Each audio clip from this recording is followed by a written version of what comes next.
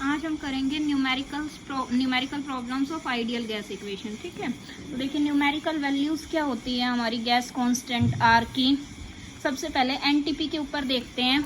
NTP की जो conditions है एक मोल गैस के लिए, देखो एनटीपी के ऊपर जो हमारा प्रेशर होता है वो 1 एटमॉस्फेयर होता है, यानी कि 760 mm के इक्वल। ठीक है, टेम्परेचर 273 केल्विन होता है, वॉल्यूम हमारा 22.4 लीटर्स होता है, नंबर ऑफ मोल्स कितने हमारे 1 मोल।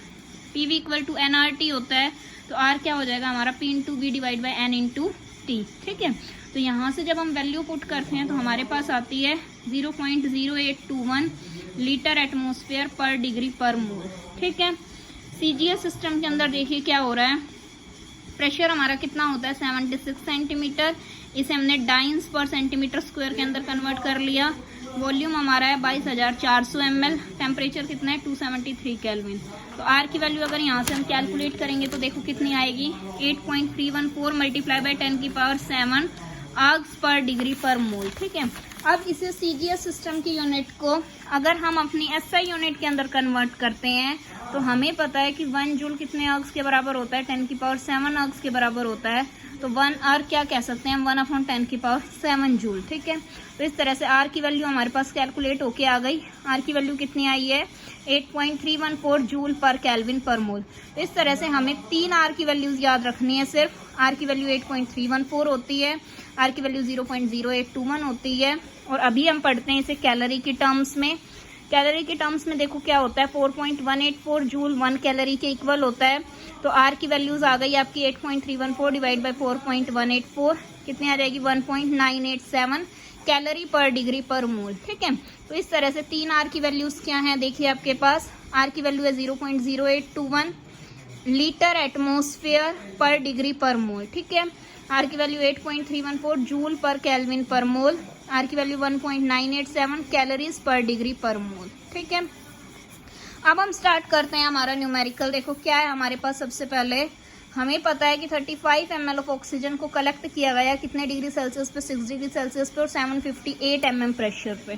ठीक है, हमें कैलकुलेट करनी है वॉल्यूम एनटीपी के ऊपर। ठीक है, तो देखो क्या है हमारे पास गिवन कंडीशंस क्या है, वॉल्यूम 35 ml है, प्रेशर 758 mm है और टेम्परेचर कितना है 6 डिग्री सेल्सियस। इसे केल्विन के अंदर कन्वर्ट करेंगे तो ये कितना हो जाएगा 279 केल्विन। ठीक है, फाइनल कंडीशन में वॉल्यूम हमारी क्या आ जाएगी, हमें कैलकुलेट करनी है। हमें पता है एनटीपी पे प्रेशर 1 एटमॉस्फेयर होता है, 1 एटमॉस्फेयर यानी कि कितने mm 760 mm, और टेम्परेचर कितना हो जाएगा 273 केल्विन। तो अगर हम इक्वेशन अप्लाई करेंगे देखो तो P1 into V1 divide by T1 equal to P2 into V two divide by T2 रहेगा।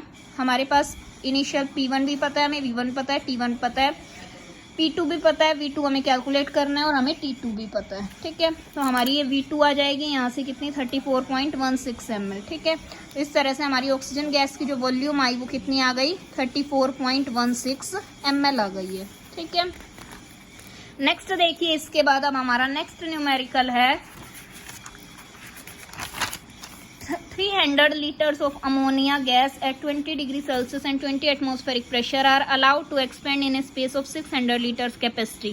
300 लीटर अमोनिया गैस है 20 डिग्री सेल्सियस पे और 20 एटमॉस्फेरिक प्रेशर पे, हम उसे एक्सपेंड कर रहे हैं और एक्सपेंड करके वो कितने लीटर्स का स्पेस ले रही है 600 लीटर्स का, और प्रेशर कितना है हमारा 1 एटमॉस्फेयर। हमें क्या कैलकुलेट करना है ड्रॉप इन टेम्परेचर की, टेम्परेचर में ड्रॉप कितना आया। ठीक है, देखिए यहाँ से हमें P1 दिया हुआ है 20 एटमॉस्फेयर, V1 दिया हुआ है 300 लीटर, T1 दिया हुआ है हमारे पास 20 डिग्री सेल्सियस, 20 डिग्री सेल्सियस यानी कि कितना हो गया 293 केल्विन। ठीक है, P2 हमारे पास 1 एटमॉस्फेयर है, V2 हमारे पास 600 लीटर है, T2 हमें कैलकुलेट करना है। ठीक है, तो देखो क्या करेंगे हम, वही हमें इक्वेशन तो पता है अपनी कि P1 into V1 divide by T1 equal to क्या होगा P2 into V two divide by T2। यहाँ से हमारे पास T2 आ गया 29.3 केल्विन। अब हमें निकालना क्या है लेकिन ड्रॉप इन टेम्परेचर। तो टेम्परेचर देखो ड्रॉप कैसे निकालोगे, इनिशियली आपका 293 था, अब कितना हो गया आपका 29.3। तो देखो कितना आपका डिक्रीज हुआ टेम्परेचर, 293 में से कितना सब्ट्रैक्ट करोगे 29.3, तो ये कितना आ जाएगा आपका 263.7 केल्विन। ठीक है, थर्ड क्वेश्चन है हमारे पास, देखो temperature at the foot of the mountain is 30 degree Celsius. Mountain के फुट के ऊपर टेम्परेचर कितना है 30 degree Celsius and pressure is 760 mm, और प्रेशर कितना है 760 mm, जबकि माउंटेन के टॉप के ऊपर ये 0 डिग्री सेल्सियस है और 710 है। फुट पे इतना है और टॉप पे इतना है, हमें डेंसिटीज कंपेयर करनी है। अब देखो कैसे करेंगे, हमारे पास फॉर्मूला क्या होता है, D = PM/RT, ठीक है। यहाँ पे हमारा M और R कांस्टेंट है, M हमारा मोलर मास है, R हमारा गैस कांस्टेंट है, ठीक है। तो देखो D1/D2 किसके इक्वल होगा, P1/T1 × T2/P2 के इक्वल हो जाएगा। तो D1/D2 जब हम कैलकुलेट करेंगे तो किस तरह से करेंगे, P1 कितना है 760, T1 कितना है 303, × T2 कितना है 273, / P2 कितना है 110। तो हमारे पास T1 303 केल्विन, T2 273 केल्विन, इस तरह से हमने कैलकुलेट किया है डिग्री सेल्सियस से। तो D1/D2 कितना आ गया हमारे पास 0.694 / 1 आ गया है। तो D1 कितना आ गया, ये 0.964 D2 आ गया है, ठीक है। उसके बाद क्वेश्चन नंबर 4 देखिए, 8 gram of methane is placed in a 5 litre container at 27 degree Celsius. 8 gram methane है, उसे हमने 5 लीटर कंटेनर के अंदर रखा है 27 डिग्री सेल्सियस पे। हमें क्या फाइंड करना है, बॉयल कांस्टेंट फाइंड करना है। कैसे करेंगे, देखो हमें पता है बॉयल कांस्टेंट क्या होता है, PV = बॉयल कांस्टेंट होता है हमारा कोई भी, PV हमें पता है किसके इक्वल होता है, हमारा nRT के इक्वल, ठीक है।